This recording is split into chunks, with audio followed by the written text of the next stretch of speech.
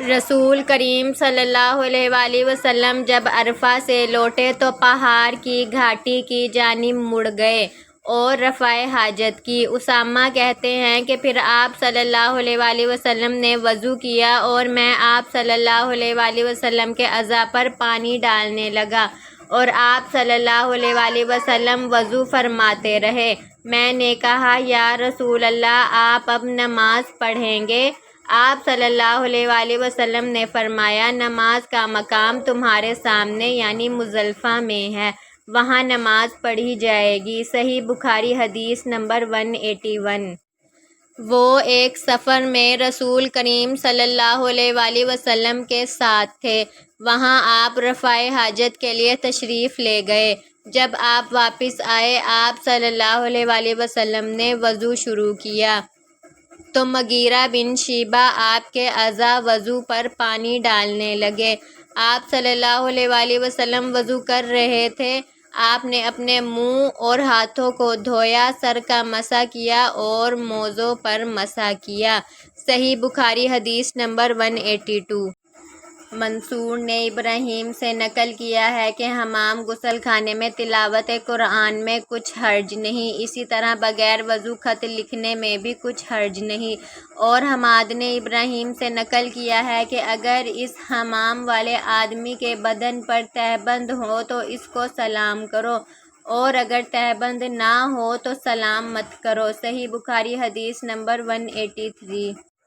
انہوں نے ایک رات رسول کریم صلی اللہ علیہ وآلہ وسلم کی زوجہ مطہرہ اور اپنی خالہ حضرت میمونہ رضی اللہ تعالیٰ عنہ کے گھر میں گزاری۔ وہ فرماتے ہیں کہ میں تکیے کے عرض یعنی گوشہ کی طرف لیٹ گیا اور رسول کریم صلی اللہ علیہ وآلہ وسلم اور آپ کی اہلیہ نے معمول کے مطابق تکیے کی لمبائی پر سر رکھ کر آرام فرمایا۔ رسول اللہ صلی اللہ علیہ وآلہ وسلم سوتے رہے اور جب آدھی رات ہو گئی یا اس سے کچھ پہلے یا اس کے کچھ بعد آپ بیدار ہوئے اور اپنے ہاتھوں سے اپنی نیند کو دور کرنے کے لیے آنکھیں ملنے لگے۔ پھر آپ نے سورۃ آل عمران کی آخری 10 آیتیں پڑھی، پھر ایک مشکیزے کے پاس جو چھت میں لٹکا ہوا تھا آپ کھڑے ہو گئے اور اس سے وضو کیا خوب اچھی طرح، پھر کھڑے ہو کر نماز پڑھنے لگے۔ ابن عباس رضی اللہ تعالیٰ عنہ کہتے ہیں میں نے بھی کھڑے ہو کر اسی طرح کیا جس طرح آپ صلی اللہ علیہ وآلہ وسلم نے وضو کیا تھا، پھر جا کر میں بھی آپ کے پہلو مبارک میں کھڑا ہو گیا، آپ نے اپنا داہنا ہاتھ میرے سر پر رکھا اور میرا دایاں کان پکڑ کر اسے مروڑنے لگے، پھر آپ نے 2 رکعتیں پڑھی۔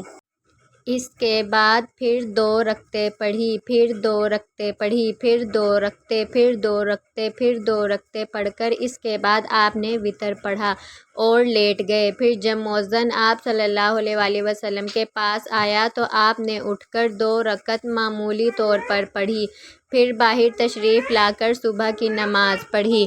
صحیح بخاری حدیث نمبر 183۔ جزاک اللہ for watching. Kindly like and subscribe my YouTube channel.